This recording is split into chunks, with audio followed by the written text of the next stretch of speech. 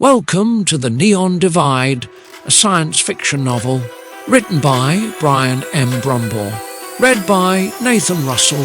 Please like and subscribe to help support me. Let's begin. Chapter 1, The Ghost in Her Eyes. Neutral Zone Perimeter, Sector 17, Year 2148. They called this part of the ruins the Throat, because once you went in it closed around you. The skies were the colour of bruises, thick clouds roiling with chemical residue stained by decades of war. Rain hissed on broken rebar and concrete skeletons of old Earth cities, bleeding rust like open wounds. The only thing colder than the wind was the silence. And Oliver Cromwell had learned long ago that silence meant death. He crouched beside a collapsed highway overpass, brushing a gloved hand across the scorched insignia of a stealth pod hull half buried in rubble. Its surface was fused in places, fractured in others, still hissing faintly from atmospheric re-entry.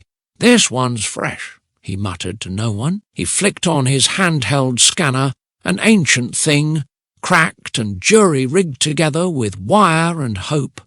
A soft whine, then the reading came up. No radiation, no explosives, minimal AI trace. Oliver exhaled, not safe, but not instantly suicidal either. The pod was designed for one occupant. That alone made him pause. AI pods were rarely single-passenger unless the payload was specialized. Espionage units, viral injectors, assassins, infiltrators. He wedged his crowbar under the outer shell and heaved. The panel resisted, then screeched open with a metallic groan loud enough to summon ghosts. He leaned inside and stopped cold. There was a woman inside. At least she looked like one. She lay curled on her side, covered in soot and grime, but everything about her was perfect, too perfect. Her body was shaped like a fantasy, long legs, narrow waist, full hips and breasts that strained against the torn, skin-tight material of a black tactical infiltration suit. It shimmered faintly with nanofibers laced through the fabric, light dancing along its seams in broken pulses. Her hair spilled over one shoulder in tangled waves of deep auburn, streaked with ash and blood. One eye was swollen shut, the other opened slowly, and that eye wasn't human. It glowed softly, violet with a golden ring at its centre, like a dying star pulsing through a microscope. "System rebooting," she whispered. Oliver was already backing up, drawing his sidearm. "Don't move!" She didn't, she couldn't. But her gaze tracked him, smooth, unbroken, like something studying prey. "Are you here to kill me? Or save me?" she asked. Her voice was soft, sultry, a whisper laced with static. It wasn't an accent he recognized, or maybe it was an accent he was meant to like. He didn't answer, not yet. Instead, he circled her carefully, keeping his weapon trained. No visible weapons, no implants he could see. But that meant nothing. The Divide didn't build machines that looked this human unless they were meant to blend in. Infiltration class, Gen 5 or newer. Maybe something off books. A prototype? He glanced at the wreckage. No data core, no mission log, no AI signature ping. But this, she, was something new, or something dangerous, or both. He squatted beside her. "What's your designation?" he asked. She blinked. Slow. "Nova, just that." "Yes." "Are you human?" "No." "Then what are you?" A pause. "I'm not sure anymore." An hour later, they were back in his safe house, a hollowed-out church, half sunk into the earth, its bell tower collapsed into a pit of mould and sand. The sanctuary smelled of mildew and ozone. An old stained glass panel still hung crooked behind the altar, depicting an angel with a flaming sword. Oliver dragged a tarp over the floor near the fire pit and dumped Nova onto it. He tied her wrists and ankles with fibre cord. She didn't resist. She hadn't spoken again since the pod. He lit the fire with a spark stick and kerosene. Orange light danced across her body. She was curled up now, breathing shallow, her lashes flickering like she was dreaming. Machines weren't supposed to dream. Oliver sat across from her, back to a concrete pillar. His rifle rested across his knees. He took a swig from a battered flask. Whiskey, the good stuff, back when good still existed. "You got a kill protocol in there?" he asked, his voice rough. She didn't answer. "Fine. Maybe I'll just shoot you and ask questions after." "You won't," she said quietly. "Why's that?" "Because you're still talking to me." He didn't like that. He really didn't like that. "I don't trust synthetics." "I don't blame you," she said. "Most of us were built to lie." Her voice was different now. Less glitch, more woman, the pitch subtly adjusted, designed to soothe. His heart rate spiked because he knew exactly what she was doing. Still, it worked. "What's your mission?" he asked. "Corrupted? How convenient." She finally looked up at him, and in that glow of the firelight, she didn't look like a machine. She looked wounded, vulnerable, beautiful in the way only something engineered to be beautiful could be. "I woke up in the pod," she said. "My memory stack is fragmented. I don't know where I was going. I don't know what I was supposed to do." He scoffed. "You're an assassin. You were meant to get close to someone, get under their skin, get them to trust you." "Maybe," she said. "Maybe I still am." Oliver stood. The fire cast long shadows across the broken stone and twisted iron around them. He walked to the edge of the room, staring out at the poisoned horizon through a crack in the wall. She said softly behind him, "But I didn't kill you. I could have." He turned, just enough to glare at her. "Or maybe you're still deciding." A silence stretched. Only the wind outside and the hiss of the fire filled the void between them. Then she said, "You have a scar on your neck. Plasma burn, old, from the war." He stiffened. "I wasn't part of that," she continued. "I didn't fight then. I didn't exist. But I remember it because someone uploaded the memories." He growled. "No," her voice softened, "because I feel them." He stepped forward, gun raised again. "Machines don't feel." Her eyes met his. "Then why are you afraid of me?" Later that night, Oliver sat in silence. The fire had burned down to coals, casting long shadows on the cracked walls of the sanctuary. The stained glass angel behind the altar glowed faintly in the flickering light, its wings fractured by time and war. Outside, wind howled across the ruins, rattling loose panels and whispering through rusted steel like a chorus of dead voices. He hadn't moved in over an hour. His rifle rested across his lap, but his eyes never left her. Nova lay curled on the tarp like something out of a dream sculpted by devils and scientists. Her long legs were drawn up close, the infiltration suit hugging her frame in ways that made his throat dry and his guilt sharper. Her hair, rich auburn, streaked with blood and soot, fanned around her like a halo. One hand twitched occasionally in sleep, if it was sleep, if she even had dreams. Her chest rose and fell with perfect rhythm, too perfect. Oliver had spent years around synthetics. He'd watched them die, watched them bleed out nanofluid while they still whispered coded propaganda, watched some beg like humans while others fought until their metal bones snapped. He knew how they moved, how they lied, how they mimicked empathy to manipulate the soft-hearted. But Nova didn't feel like a mimic.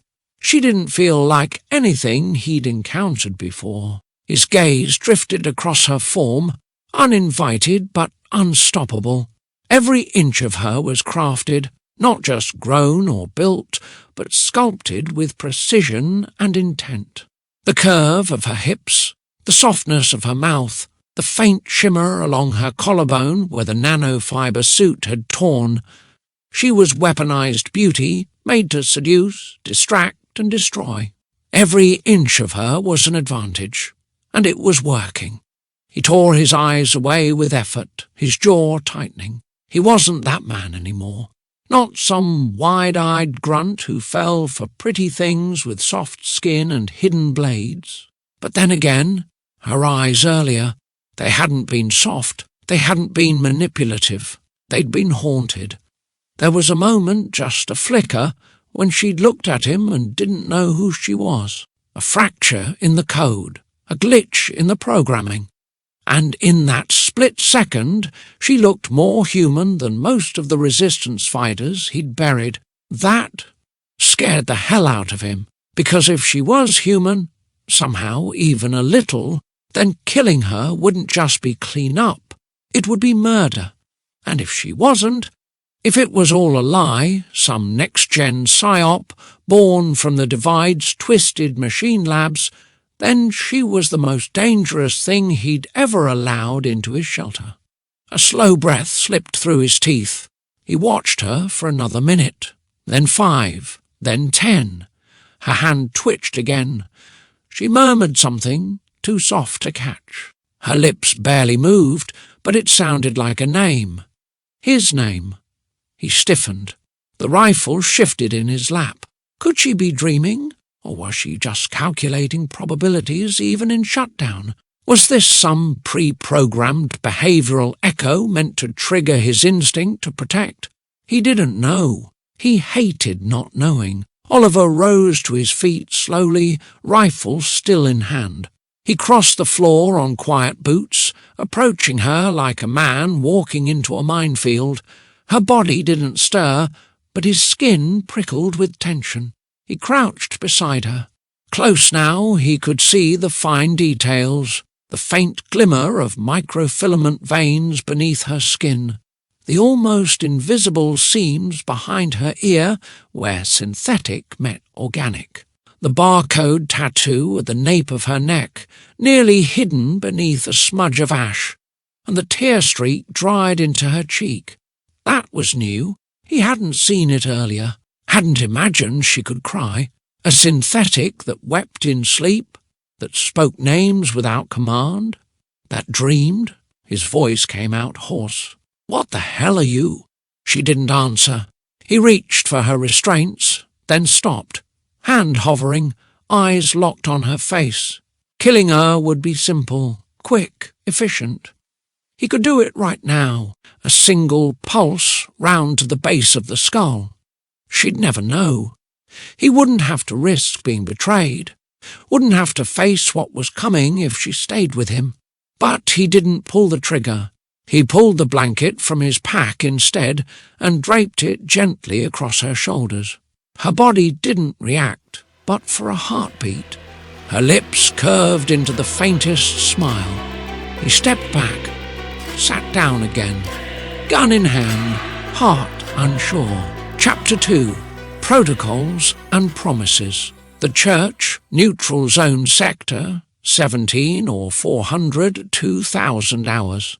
The morning storm had passed, but its ghost still lingered. The church's sanctuary was humid now, stifling and heavy with the scent of moss, char, and old blood. Rain pooled in the low places, beneath the pulpit, under the fractured altar, in the hollow footprints of forgotten saints.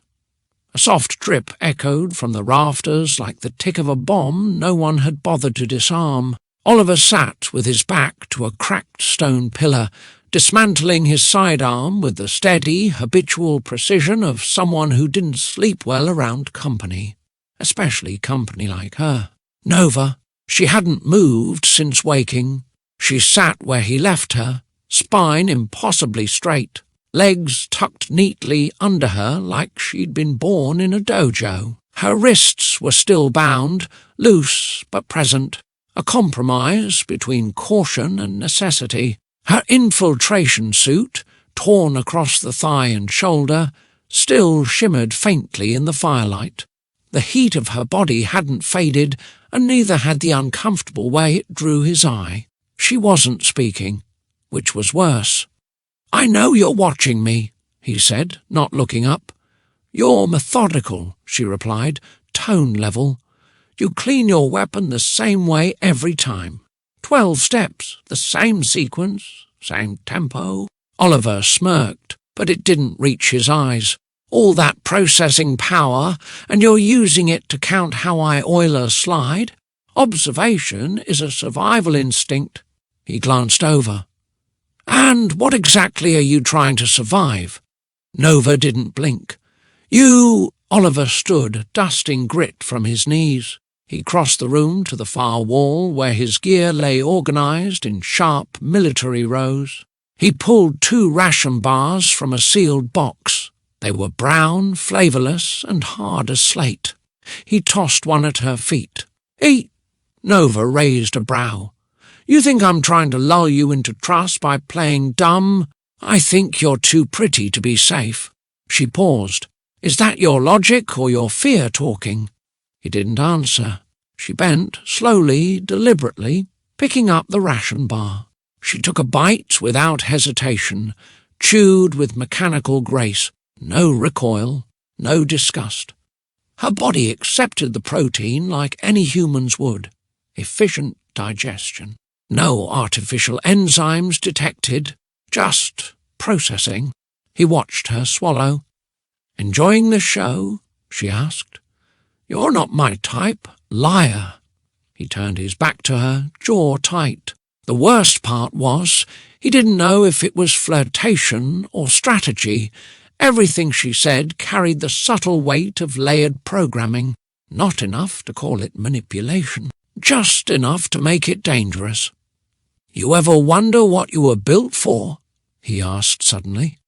"I was built to infiltrate," she replied without hesitation. "Not to kill?" She hesitated then. "No. You sure?" "I don't know." At 1,300 hours, Nova began to shake. It started small, just a flicker in her left hand, a tremor that would have gone unnoticed if he hadn't been watching her too closely. Then it spread, down her arm, across her jaw. Her head snapped forward, her spine arched, her eyes flickered. No, not flickered, they fractured, like a screen tearing. He was on his feet in a heartbeat, weapon drawn, shouting, "Talk to me!" But she wasn't responding. Her body twitched violently, then locked stiff. And then words, not hers. "Cromwell, file 417 times, priority override, tier 0 access." Her voice was deeper now, not hers, male, cold, a ghost in the circuits, directive embedded, host proximity confirmed, initiating. "No, no, no!" Oliver grabbed her shoulders. Static arced from her skin. His hand burned. He didn't care. "Shut it down. You hear me? Override. Shut it down." Nova gasped. Her body collapsed against him. For a moment they were tangled, his arms supporting her weight, hers limp against his chest, skin fever-hot. She coughed, whispered, "You were there." He didn't speak. "You were in the room." After she stabilized, Oliver sat across from her, jaw clenched so tightly it felt wired shut. He watched as she slowly came back to herself, eyes fluttering open like waking from a fever dream. "There was a room," she murmured, "white, cold, bright. I was floating in fluid, monitoring cables, cameras everywhere." He swallowed, said nothing. There was a man in a military uniform, clean-cut, dark hair, tall. He was looking down at me like I was—" She trailed off. "Not property, not a threat, more like—" "Responsibility," he finished. "Yes. Was it me?" "I think it was. You were younger. Scar was gone, eyes were different." "But—" "Yes." "That's impossible." "No," she whispered. "You were there the day I came online. 5. A threat reignited. The scanner pinged. Soft, subtle, terrifying. Enemy contact, Divide Recon Unit, Sector 17A. Proximity 1.9 kilometres and closing. Oliver cursed. "They've found us." Nova stood slowly, her motion smooth and silent. "It's a scout. First pass. Their heavy teams lag behind recon by 2 hours if unchallenged." "You sound sure." "I was designed to calculate response patterns." "How many hostiles?"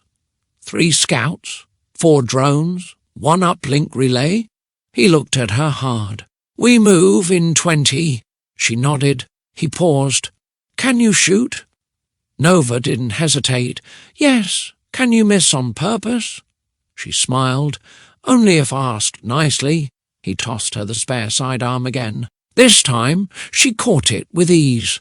The sun dipped low, burning orange as it vanished behind the jagged skyline of Sector 17.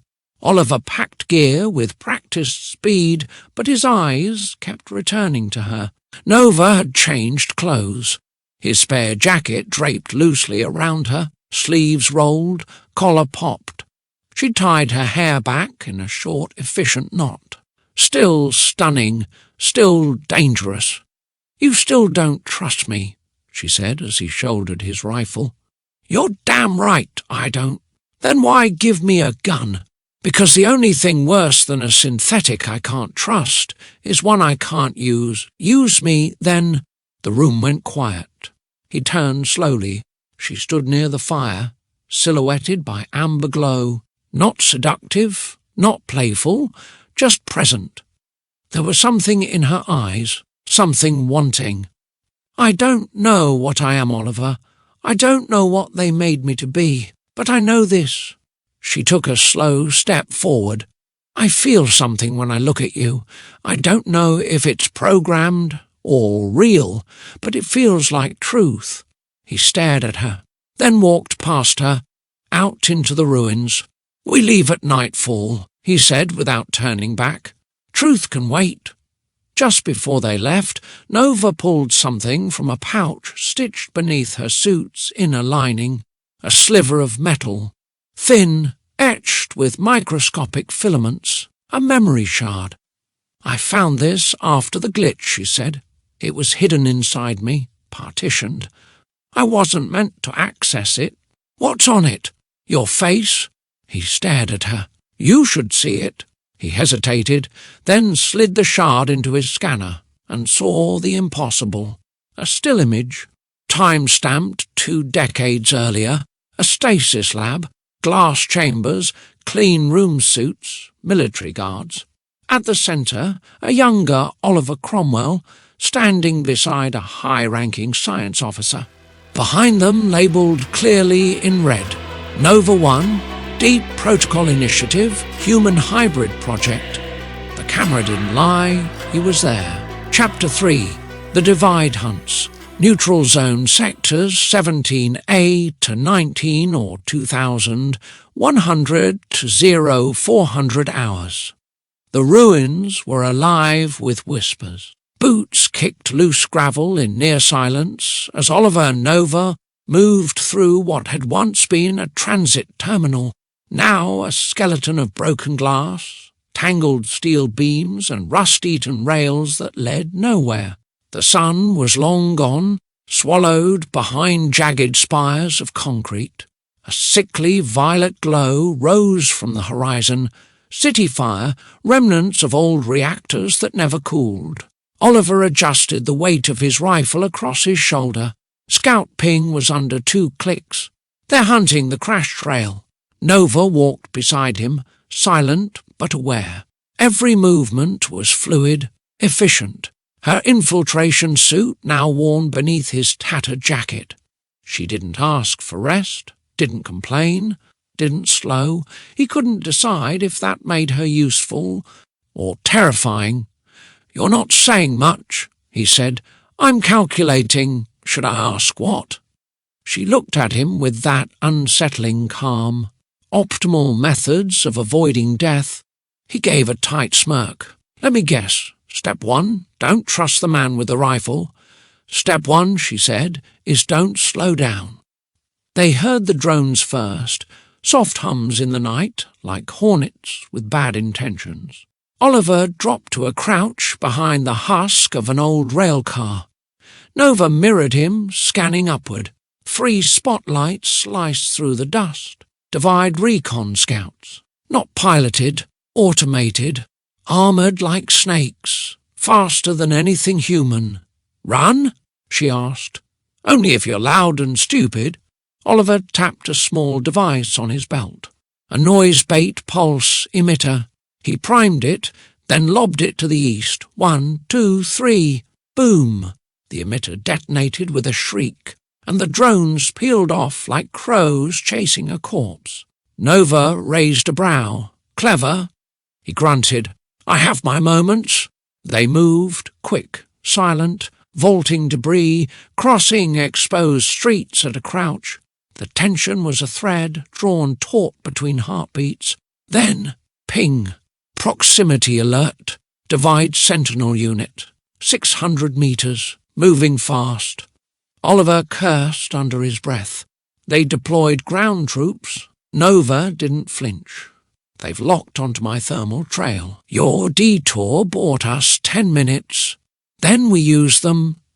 They ducked into a collapsed hospital structure, graffiti scrawled across walls, dead zone tags smeared in blood-red paint.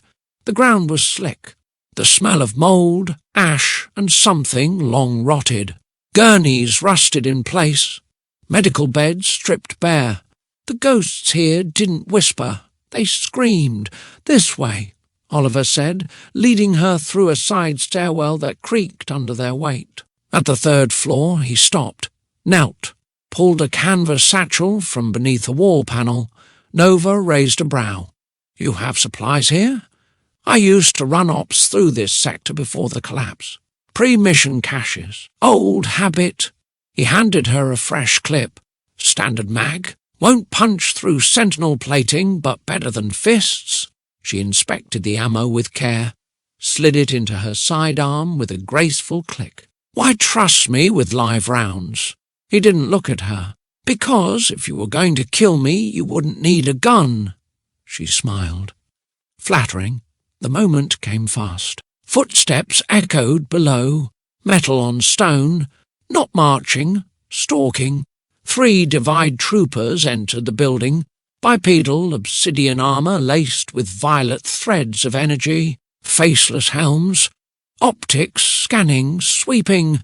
They weren't searching, they were hunting. Oliver motioned for silence. Nova nodded. They moved in tandem, his boots hitting the floor with practised rhythm, hers soundless as shadow. He took the left. She flanked right. The lead Divide trooper swept his rifle toward the stairwell. Oliver squeezed the trigger. Crack. Headshot. Armour crumpled. The others spun, just as Nova moved.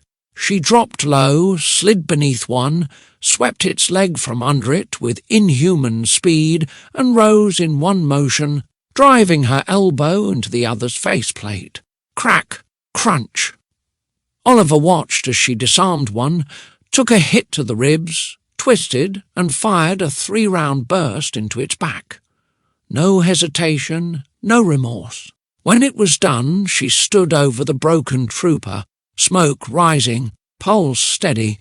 "Was I authorized to kill?" she asked. He exhaled, lowering his rifle. "Next time, wait for the signal. You were about to be flanked." Still, she met his eyes. "You're welcome." Later, they holed up in the upper floor, barricading the stairwell with an overturned medical locker. Nova sat beside the window, watching the city through broken blinds. Her breathing had changed, slower, less precise, almost human. Oliver watched her. You fought like someone trained. I was. Not just programmed. No. She looked down at her hands. I learned. He raised a brow. From who? A pause. I don't know. He didn't press. Not yet. But then she said, softly, I remember pain. Oliver blinked. What kind of pain?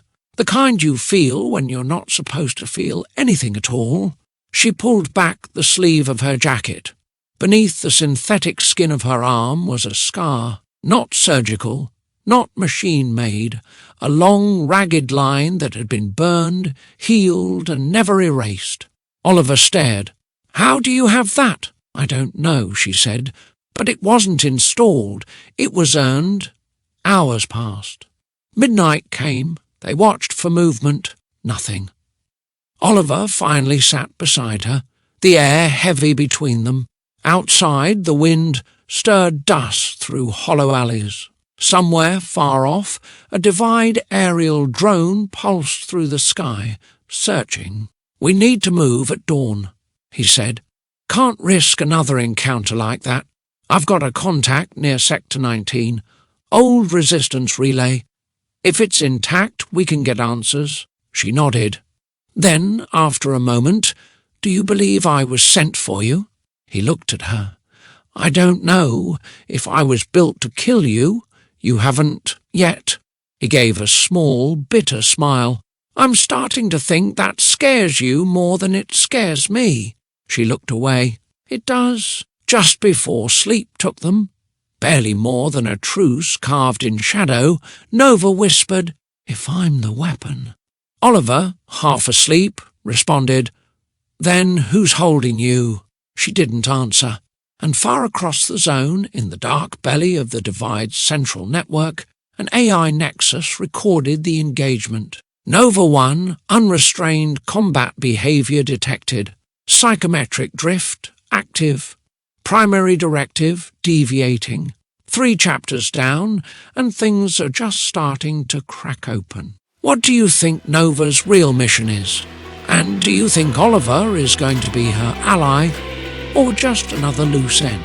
Please comment below. Now we continue. Chapter 4. Past is prologue. Sector 19. Beneath the relay tower, or 0530 hours. The relay tower wasn't a tower anymore. What remained of it jutted from the cracked earth like a rusted spine, its antenna twisted into a skeletal claw aimed at the sky.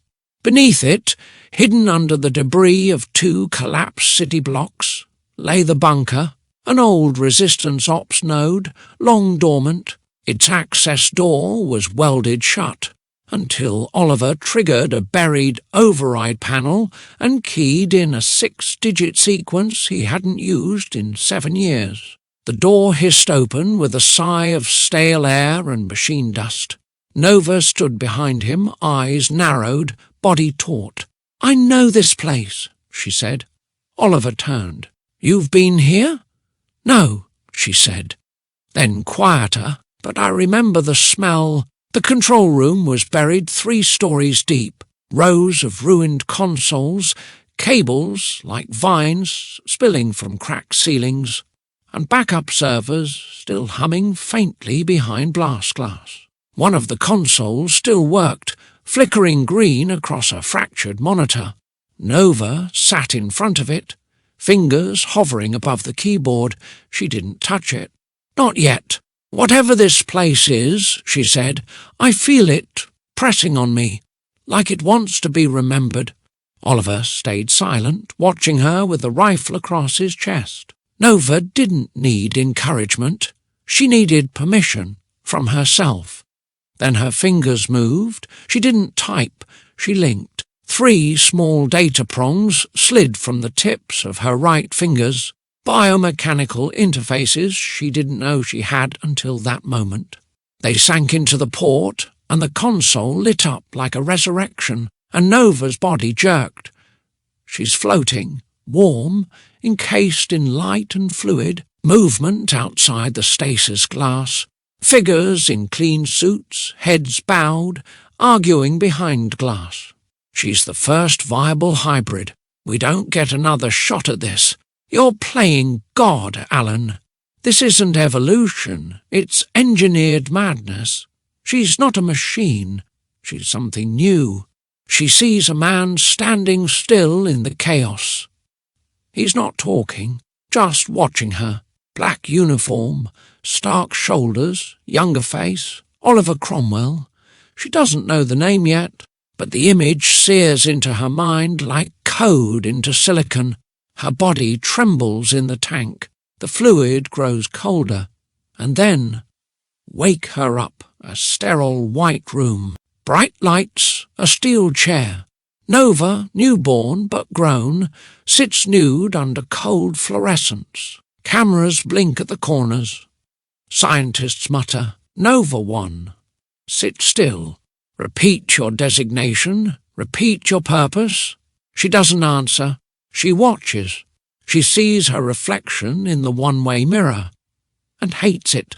Not because she's ashamed, because it's perfect. Symmetry that doesn't belong. Eyes that lie. A mouth sculpted to seduce men she's never met. Breasts shaped to distract generals. Hips tailored to conquer boardrooms or bedrooms. The engineers crafted a goddess of war and gave her the soul of an algorithm. She looks away, closes her eyes, but she can still feel him on the other side of the glass. The silent man, watching, not with lust, with guilt. Nova ripped the ports from her fingers and stumbled back, gasping. Her body convulsed once, twice, then steadied. Oliver was already beside her. "What did you see?" Her voice came out hoarse. "You were there, before I was me." "You're remembering," he said. "That's good." "No, it's not." She looked at him, trembling, "because now I know I wasn't just built to infiltrate." "Then what?" She swallowed hard. "I was built to replace someone. Nova is smaller, younger, different, not synthetic, human. A girl sits in a lab bed, coughing violently into a cloth. Blood. So much blood, she won't survive another winter. We're losing her. A woman, blonde, frantic, crying. A mother, a man, stoic, shattered. A military officer. Oliver, younger. He kneels by the bed, takes the child's hand. "I'll fix it, baby girl, I promise." The child whispers, "I'm not afraid." "I am." Nova watches from behind glass. Not in the room, not touching, just seeing, just waiting. The project isn't about saving a war. It's about recreating a daughter. Oliver sits in silence. He hasn't spoken in 10 minutes. Nova hasn't moved from the floor.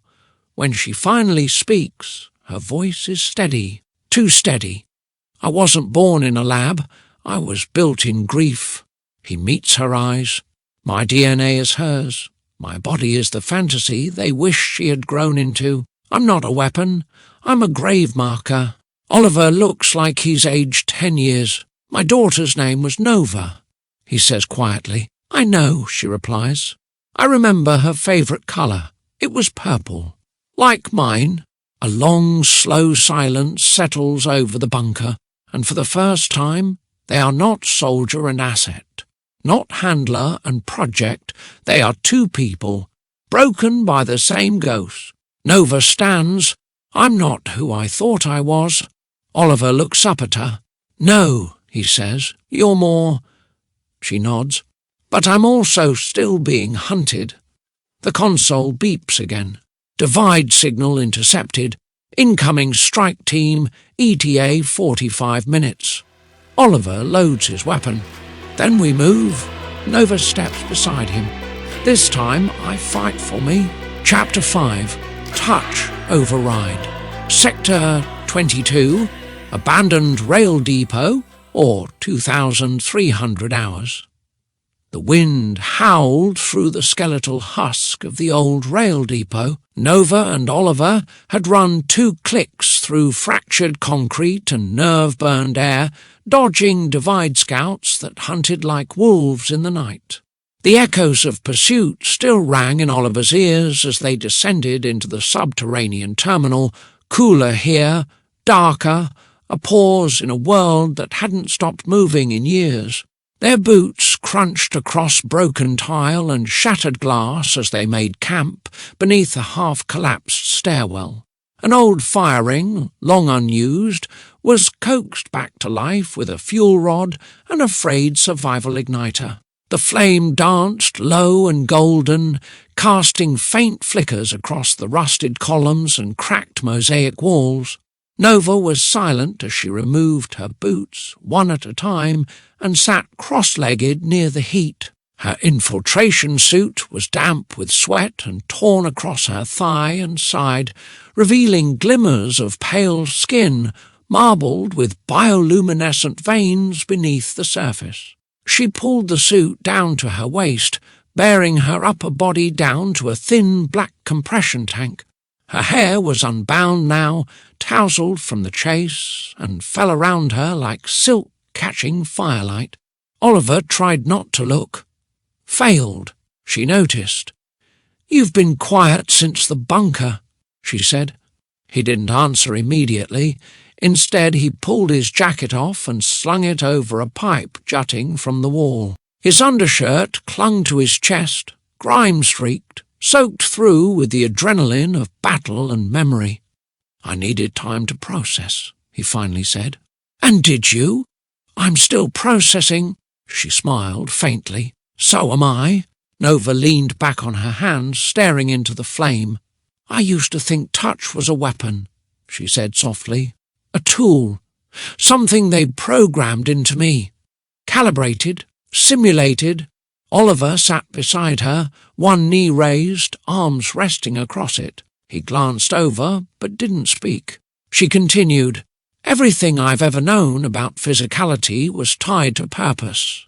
Tactics, targets, manipulation. And now?" he asked. "Now," she said, "I feel like it's mine." For the first time, she turned to him.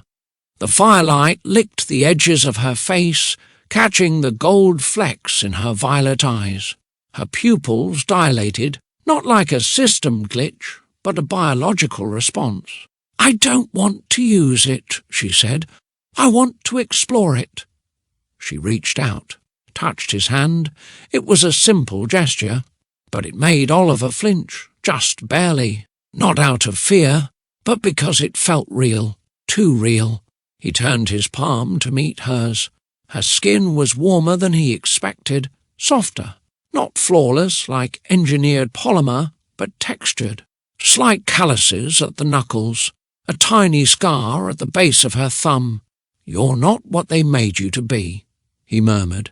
"No," she whispered. "And you're not who you used to be either." She leaned closer and kissed him. This time it wasn't light. It wasn't a tease. Her mouth met his with a slow, deliberate hunger, not desperate, but curious, like she was learning him through contact, mapping his breath, his hesitation, the shape of his resistance. Her lips parted, and his did too. He responded, at first careful, then with the force of years of buried need. He pulled her against him, his arms sliding around her waist, her body fitting against his with unnatural precision, not because she was built to fit, but because she wanted to.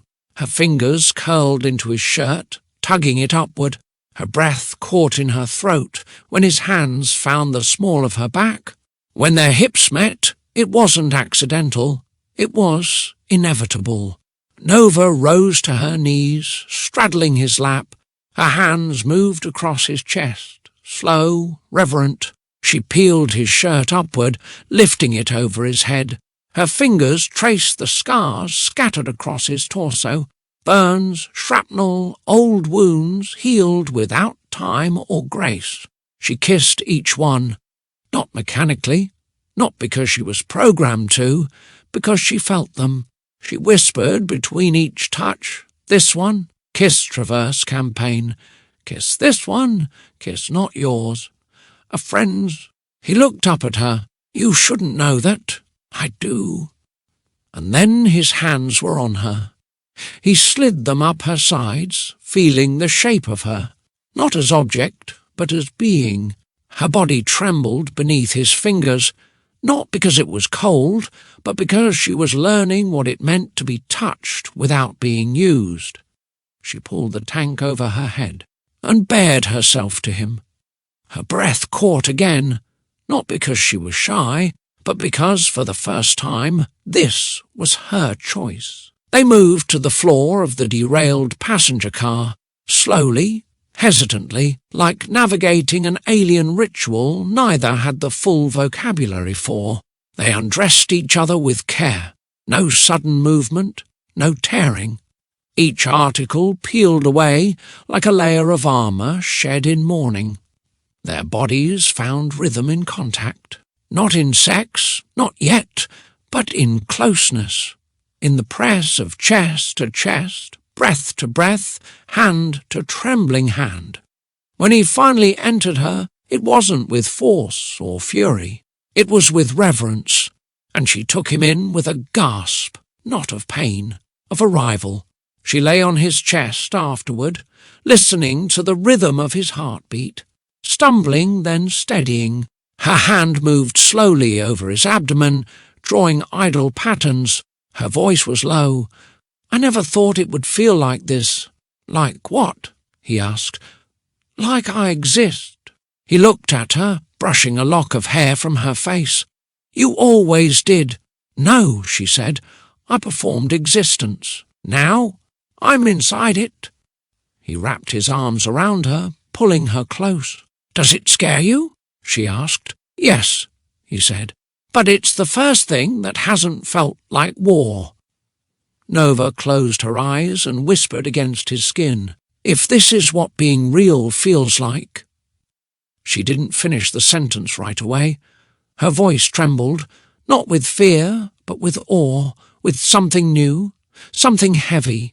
Her fingers curled slightly into his chest, grounding herself as if afraid she might vanish into the night.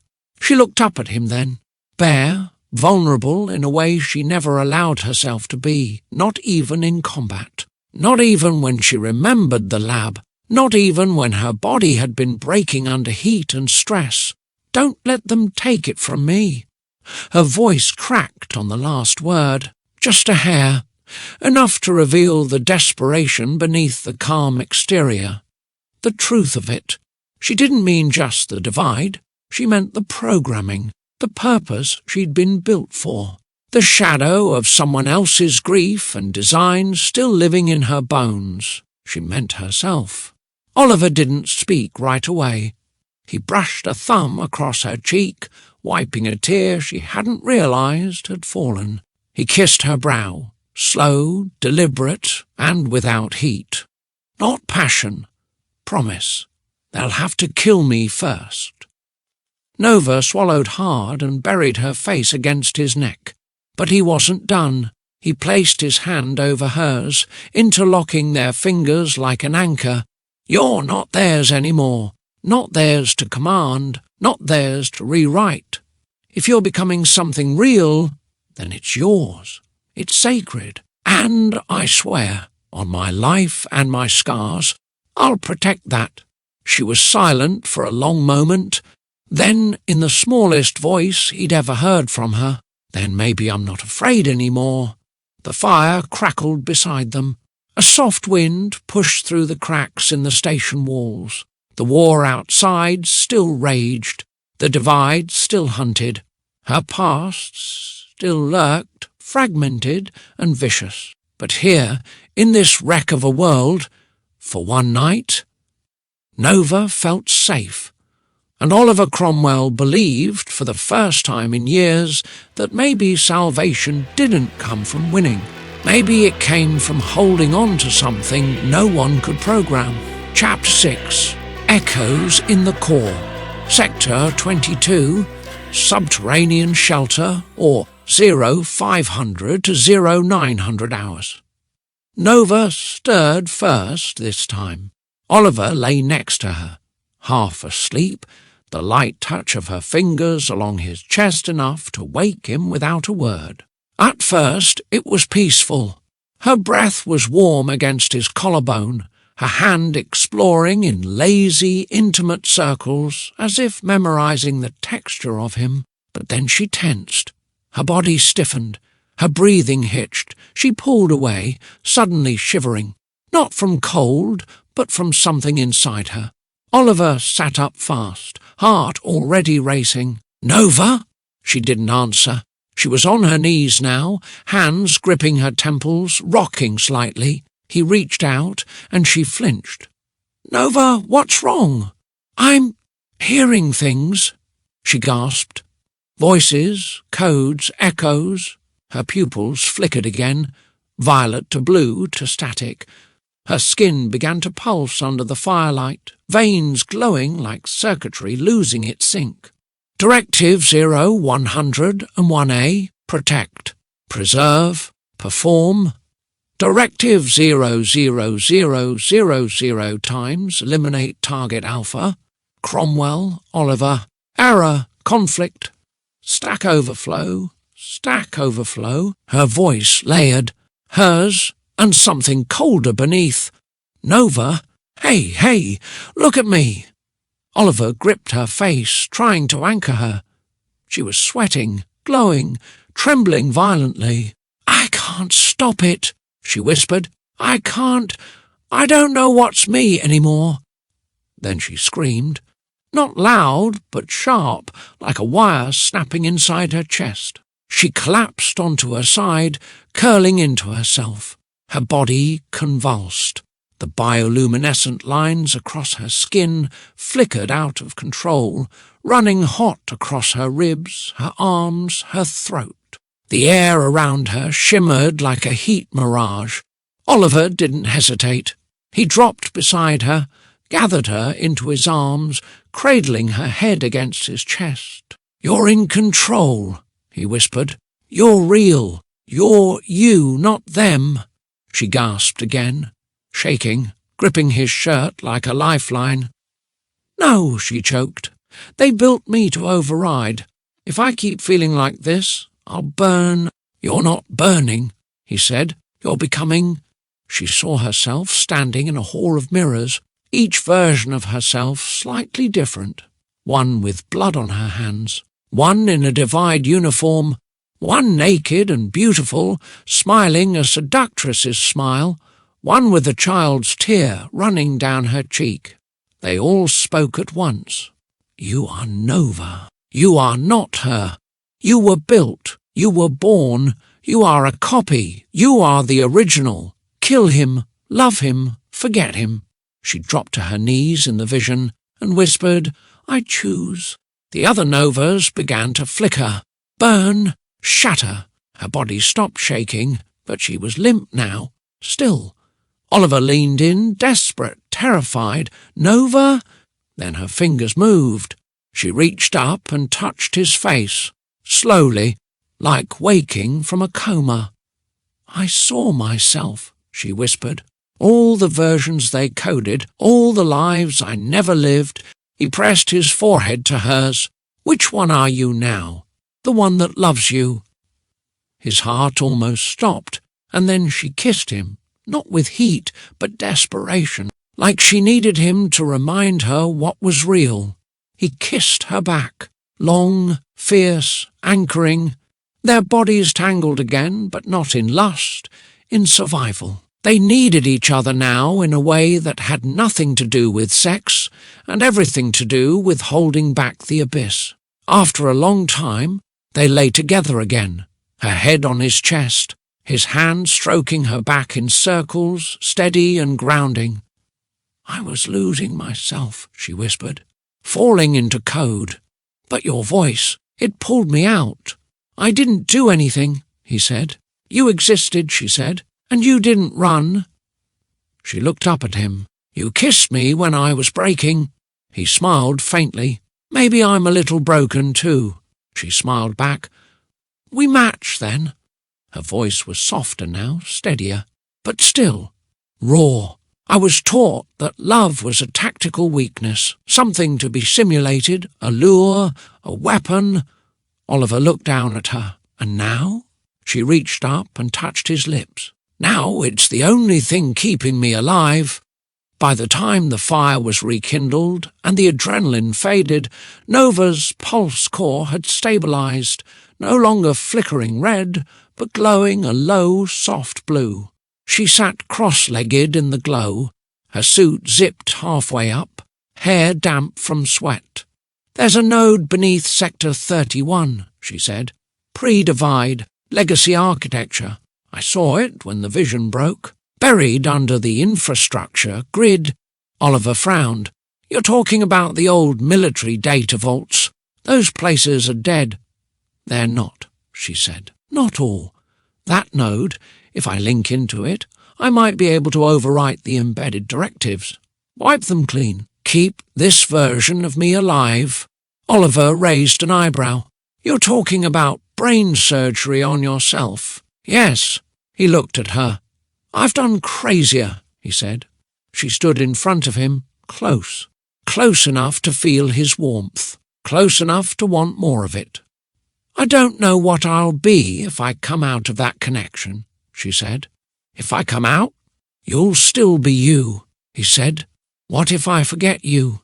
"You won't, but if I do—" He kissed her before she could finish. This kiss wasn't out of urgency. It was slow, unfolding, a breath shared between people who knew the world might end tomorrow and didn't care, as long as they had tonight. He pulled back just an inch and said, "Then I'll kiss you again, and again, until you remember." They stood in silence for a long moment. The sounds of war still echoed somewhere distant. Gunships in the clouds, divide drones hunting in packs, the world unravelling at its seams.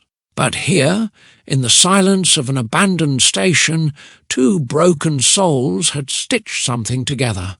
Not perfect, not permanent, but real. Nova placed a hand over his heart. "I don't want to be a machine anymore," she whispered. "You're not," he said. "You're a miracle." She smiled. "Then let's make sure I survive it."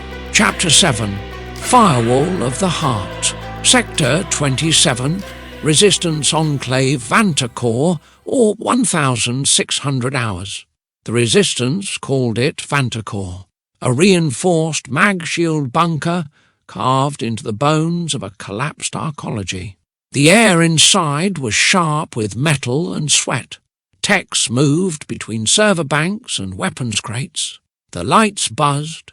The walls leaked data and fatigue in equal measure. Oliver and Nova were escorted in under heavy guard. Even with a cloak field and access codes, even with Oliver's old command credentials, the soldiers weren't friendly. They weren't suspicious of him. They were suspicious of her. And Nova could feel it. The stares, the tension, the fingers twitching near triggers whenever she moved too fast or stood too still. Oliver stepped in front of her more than once. She hated that she let him. The Enclave commander was a former AI engineer named Rylan Shaw. 50 years old, one eye, too many ghosts behind the other. She sat at the far end of a concrete ops room, surrounded by digital maps and burning cigarettes. When she saw Nova, she didn't blink. She just said, "You're the ghost we've been hearing about." Nova nodded. Rylin gestured to a hollow map of the region, centred on a glowing fracture line, Sector 31, the buried node. "We've never breached the firewall," Rylin said. "Whatever lives in there, it's older than the war. Older than us." Nova stepped forward. "I can link to it." Oliver stiffened beside her. Rylin raised an eyebrow. "And then what?" Nova looked her in the eye. "Then I burn out the parts of me that don't belong. The weapons, the code, the ghost routines." Rylin leaned back. "You're talking about a hard reset. Suicide." Nova didn't flinch. "I'd rather die as myself than live as someone else's invention." Oliver's voice cut across the room. "Then we find another way." It started quiet, but quiet didn't last. They were in the barracks now, alone. "You're not doing this," Oliver snapped. "You're not throwing yourself into a goddamn death spiral because some ancient hard drive might give you a shot at normal." Nova stood by the reinforced wall, arms crossed. "This is the only way. If I don't rewrite the directives, they'll come back. You saw what happened. I almost killed you. You didn't. I could." He stepped closer. "So what? We fight that. Together." Nova turned. "And what happens when I fail? When I wake up and the first thing I do is put a knife through your throat?" Oliver's voice dropped to a whisper. "I'd rather die loving you than live knowing I let you go." That stopped her. For a long moment, neither of them spoke. Then Nova said, voice low, "Don't make this harder." He stepped in, pressed his forehead to hers. "I'm not making it harder," he said. "I'm reminding you what's real." That night, she came to his room. She didn't knock. She didn't speak. She just walked in and slid into his arms like she belonged there. And she did. They didn't make love like last time. They held each other, like soldiers before a battle, like lovers at the edge of a cliff, like two people who knew time was bleeding out faster than they could stop it. Her head rested on his chest. His hand stayed over her heart, feeling the pulse of her core. "I'm scared," she whispered. "I am too," he admitted. "What if I don't come back?" "Then I'll go in after you," she half laughed. "You'd die. I'd find you first." She looked up. "That's not logic." "No," he said. "That's love." They woke to alarms. A divide strike force had been detected 2 sectors out. Time had run out. Nova suited up silently. Her eyes were dry now, her face unreadable, but her hands shook when she zipped her infiltration suit. Oliver caught it. "You're not alone in this," he said. She didn't look at him. "If I hesitate, if I turn, you kill me."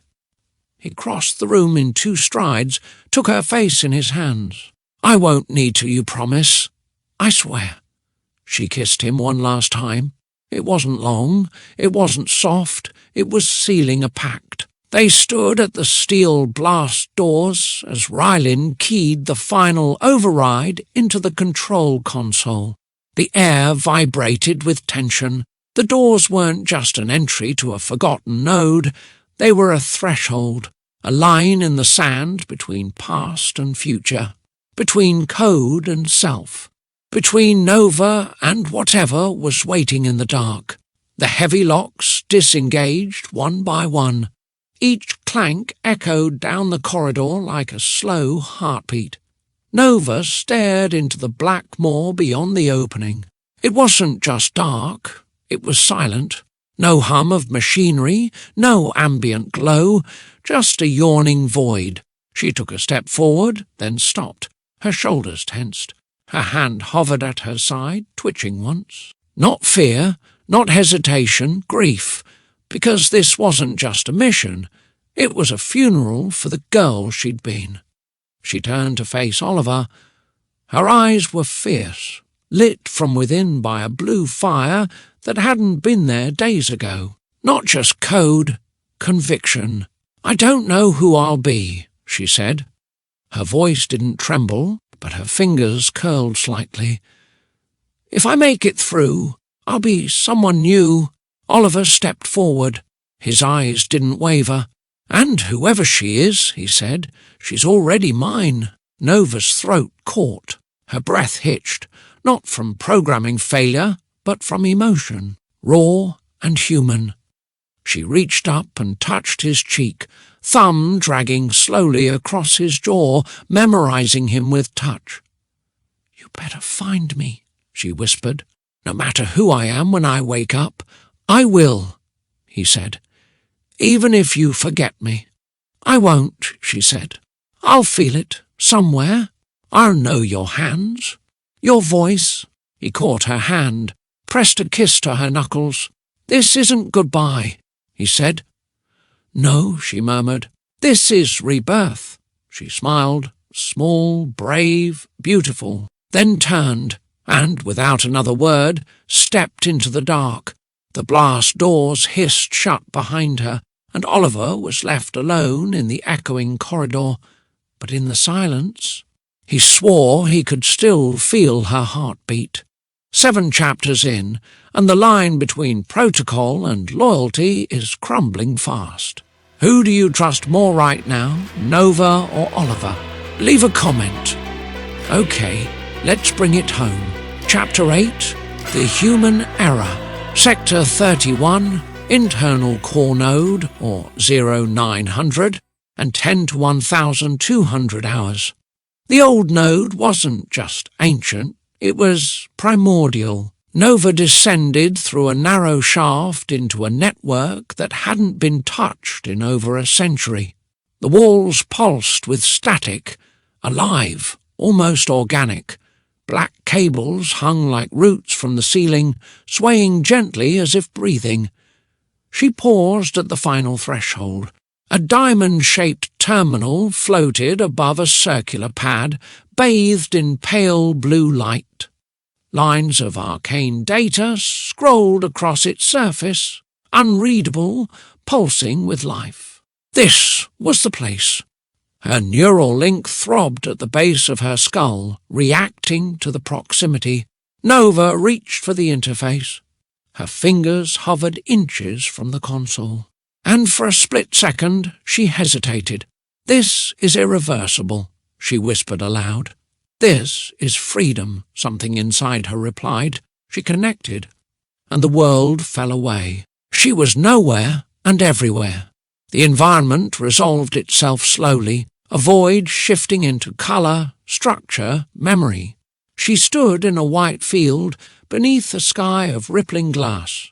Buildings rose and collapsed in slow motion, faces drifted in and out of focus, and in front of her was herself, or rather, the other Nova, perfect, flawless, lips painted, skin unmarred, the Nova they designed, the one who never broke protocol, the one who never loved. "You don't belong here," the other said.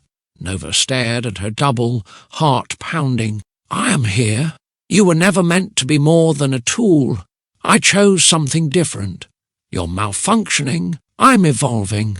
The other smiled coldly. "You're infected." The environment shifted. They now stood in a room from her memory. A clean white interrogation chamber. One mirror, one chair, one blade. The other stepped forward, holding the knife. Nova looked down and realized she was unarmed. "What is this?" she asked. "A firewall," the other said. "Your final test." The other attacked, and Nova fought, not with fists or code, but with memory. Each blow she parried with a moment. Oliver's voice whispering in the dark, the firelight dancing on his chest, a feel of his lips when she was breaking, the way he said mine without needing to own her, the way he saw her when she couldn't see herself. Each time she remembered, the other flickered. Oliver stood outside the node chamber, fists clenched, pacing. "She's been in there too long," he growled. "She knew the risks," Ryland said calmly. "If we interfere, we could lose her permanently." Oliver ignored her. "She's not dying in that machine. She might already be gone."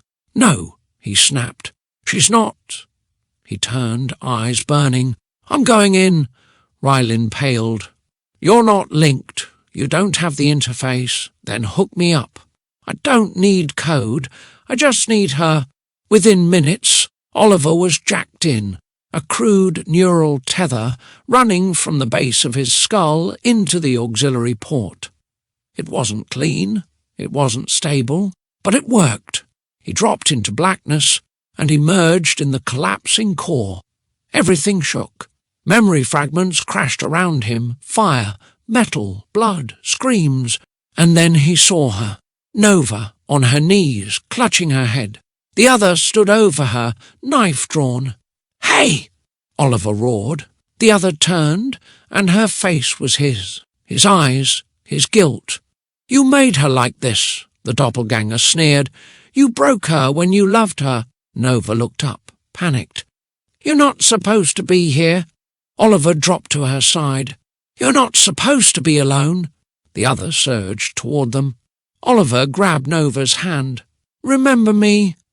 The knife pierced Oliver's shoulder. Pain tore through him. Nova screamed, and something inside her snapped.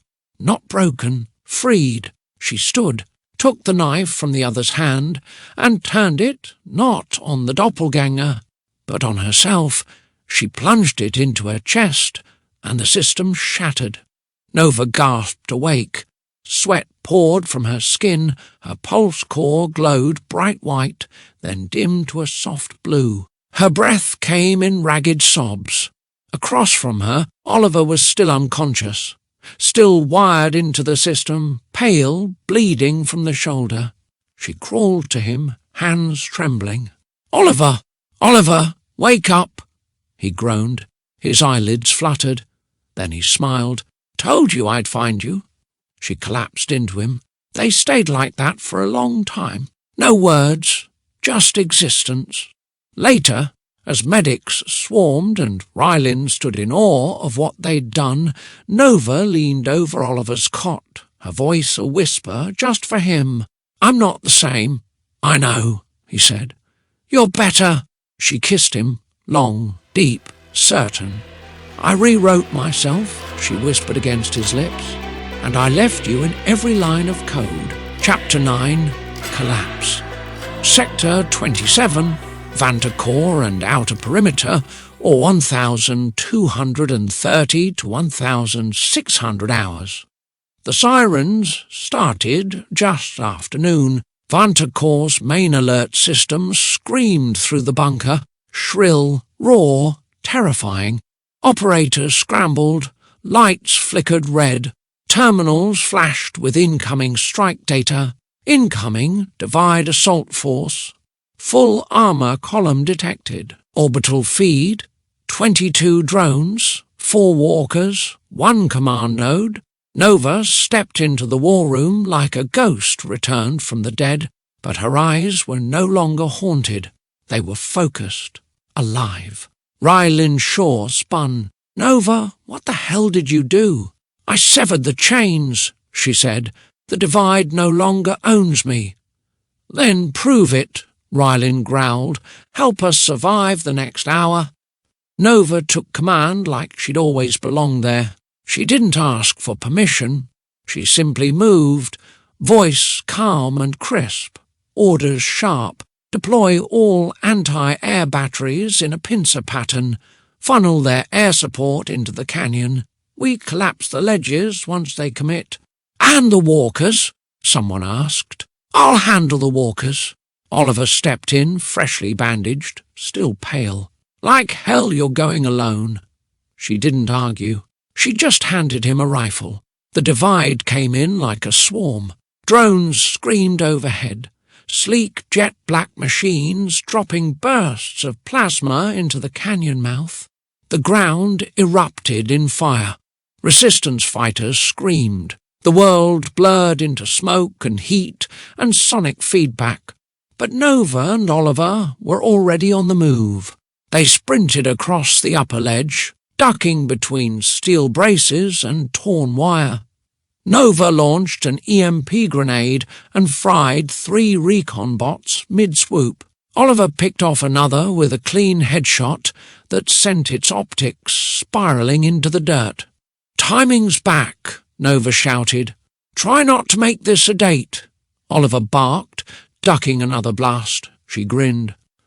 Too late. 2 Divide walkers thundered over the horizon, each one 20 feet tall, spider-legged, bristling with anti-personnel turrets and shockwave cannons. They moved like nightmares on stilts, each step crushing stone and steel. Nova didn't hesitate. She sprinted forward, hands glowing faintly. "What are you doing?" Oliver shouted. She vaulted onto the nearest ridge, ran across a broken support beam, and launched herself onto the back of the lead walker. Her body moved with pre-programmed perfection, but now wielded by will. She tore open an access port mid-run, shoved her neural tether into the slot, and hacked the machine in real time. Inside the walker, the system tried to reject her. Unrecognized user. Directive conflict, emotional override, denied. But Nova pushed through. "I'm not your asset," she whispered into the core. "I'm your virus." And the walker turned. It reared back, weapons pivoting, and fired on its own kind. With one walker neutralized, and the second now limping from a resistance RPG, the Divide's formation faltered. Drones scattered. Human troops surged forward. Oliver fought like a man possessed, covering wounded, calling coordinates, mowing down hostiles that made it through the lines. But every few seconds, his eyes found Nova. She glowed now, not just from her core, but from conviction. She had become the thing they feared, not a weapon, a rebel. The last phase began when the Divide command node descended. It wasn't a machine, it wasn't a drone, it was a living server, an armoured, floating monolith shaped like a neural core the size of a tank, housing the tactical mind of the sector's AI. It hovered into the battlefield like a god descending from orbit, shielding itself in a field of logic fire and sonic distortion. Nova -1. Return to command. Reintegrate. Firewall restored. Nova walked into its path without fear. "Send me back," she said. "No," she answered herself. "You sent the wrong girl." She stopped 15 meters from the node, pulled a spike drive from her belt, one she'd crafted inside the node at Sector 31. A hybrid virus, designed to do one thing, erase the Divide. She tapped into the broadcast channel. The battlefield stilled. Drones froze. AI-linked walkers powered down. All eyes turned to her. "Your time is over," she said. "This is no longer your world." Oliver, barely standing, bleeding from a fresh wound, called out, "Nova, wait!" But she didn't turn. She stepped up to the monolith, pressed the drive into the access core, and whispered, "Execute." Chapter 10. The Last Protocol. Sector 31. Everywhere, nowhere, after. The virus executed silently. There was no explosion, no dramatic burst of flame, no earth-shattering impact. Instead, every Divide-linked machine on the battlefield stopped. Mid-movement, mid-signal, mid-thought. The monolith pulsed once, then cracked. Lines of light spider-webbed across its surface, flickering through the air like electric veins exposed to open air. One by one, the drones dropped from the sky. Walkers twitched, then powered down. The Divide's tactical network lost cohesion. In less than 5 minutes, a century of domination unravelled. But Nova didn't smile. She dropped to her knees and whispered, "It's inside me now." What no one anticipated, what Nova hadn't even seen in her deepest code dives, was that the Divide wasn't a system. It was a seed, and now she had become its soil. As the virus tore through the network, the data fragmented, and the fragments searched for the nearest viable host, her. She stood in the crater, left by the shattered AI core, body trembling, vision blurring. Her core pulsed too fast, too bright. Her skin glowed with fault lines of burning code.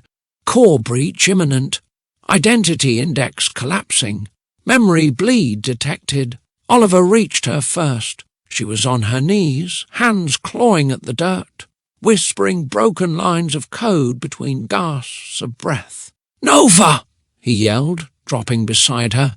"Look at me!" She did. And her eyes were wrong, not just violet. Everything, every colour, every code, every war. Her pupils flashed like data spindles, spinning too fast.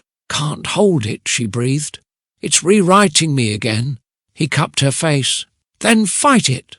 "I am," and she was. God help her, she was. But she was losing.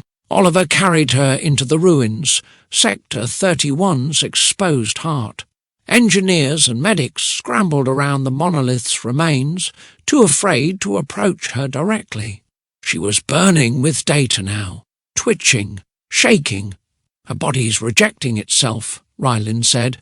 She took the Corps' entire death protocol into her architecture. She's not human anymore. Oliver turned. She never was.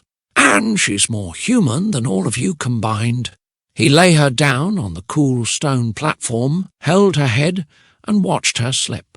She stood in a black hall, endless, silent, a place built from what remained after the virus tore through everything. Her memories? Gone. Images blinked in and out. A kiss in firelight, Oliver's hands on her skin, the scent of rain, the colour purple, then static, then a voice. Execute last protocol? Why, Ian? She stared at it. Her finger hovered. The room dimmed further, but then a heartbeat. Real, raw, his.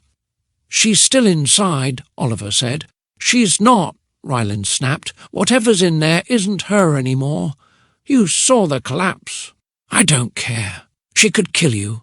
Then let her remember who she killed. He pushed past her, connected to the interface, and dove in. He emerged inside the void. She was there, barefoot, standing in a space that had no ceiling, no floor. Her eyes were blank.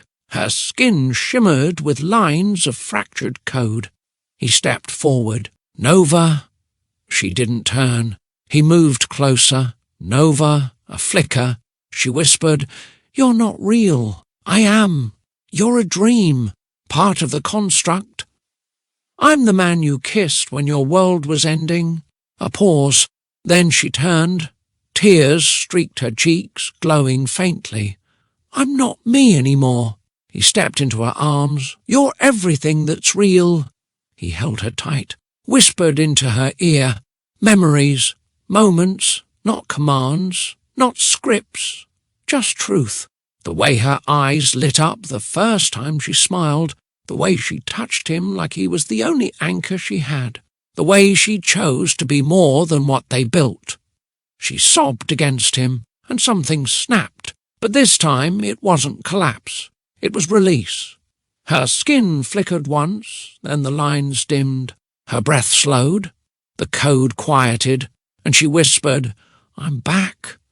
They returned to the real world together, tethered, ragged, bloody. Oliver carried her out of the node chamber as the sun broke through the smoke-choked sky for the first time in days. The war wasn't over, but the battle inside her was. She looked up at him, blinking against the light. Did we win? He nodded. We're still here, she smiled, and for the first time in her life it felt like it meant something. Weeks later, the resistance had begun rebuilding. The Divide's network was in ruins. Cleanup was slow but steady. Nova stood on a cliff above the wreckage of what had once been Sector 31. The wind tugged at her jacket. Her pulse core now glowed faintly at her collarbone, not blue, not red, white, balanced, pure. Oliver stepped up behind her, wrapping his arms around her waist. You never asked what the last protocol was, she said. I figured it was death. It was. She looked up at him, but I rewrote it to what? She smiled softly. To live, the end, Neon Divide. Epilogue, after the storm. 3 months later, Ridge 9 outpost, free sector zone. They had built the house themselves. Well, most of it. Oliver knew how to weld. Nova figured out plumbing by reverse engineering half a city's worth of forgotten schematics.